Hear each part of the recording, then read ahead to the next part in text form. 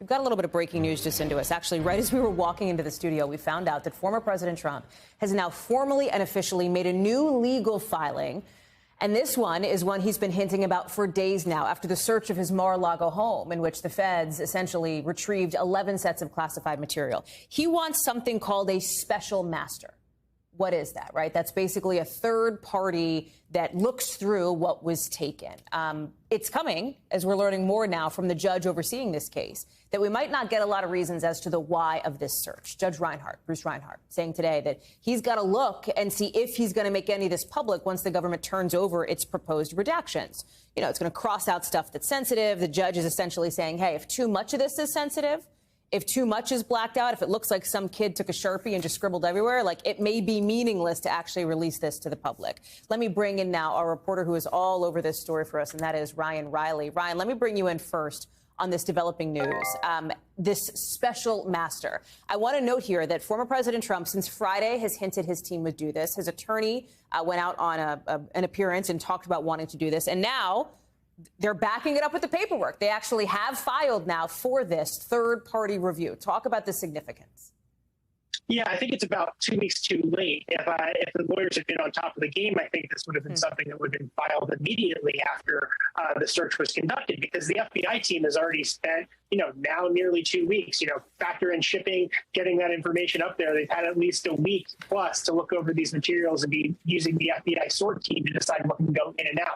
But there's one message, Hallie, that I really wanted to highlight here. And we had heard some reporting, I believe, from the New York Times about this, but I wanted to read this because it's something a message that is included in this lawsuit that was sent from one of President Trump's lawyers and delivered to a lawyer at the Justice Department on August 11th. And it's a very unusual message. And this was in the days after President Trump had ramped up a lot of the fear about the search and been making all of these public claims. And this was right before Merrick Garland held that press conference. And here's what the message said. President Trump wants the Attorney General to know that he has been hearing from people all over the country about the raid. If there was one word to describe their mood, it is angry.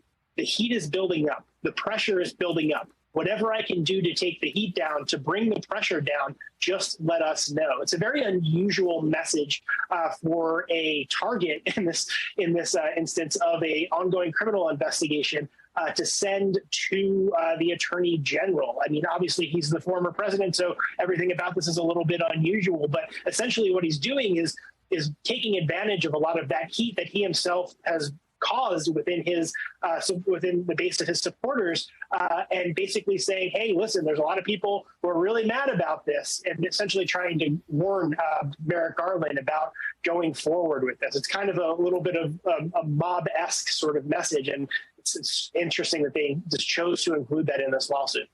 There's this new NBC News polling that's out showing that nearly 60% of Americans, 57%, think that the investigations into the former president's potential wrongdoing should continue, right? And that is coming amid, I think, what you were seeing from some of the former president's Republican allies, calls for what they describe as transparency. They want to see this affidavit released. The Department of Justice has said, hey, there could be real concerns if we share too much of why we searched Mar-a-Lago in the first place.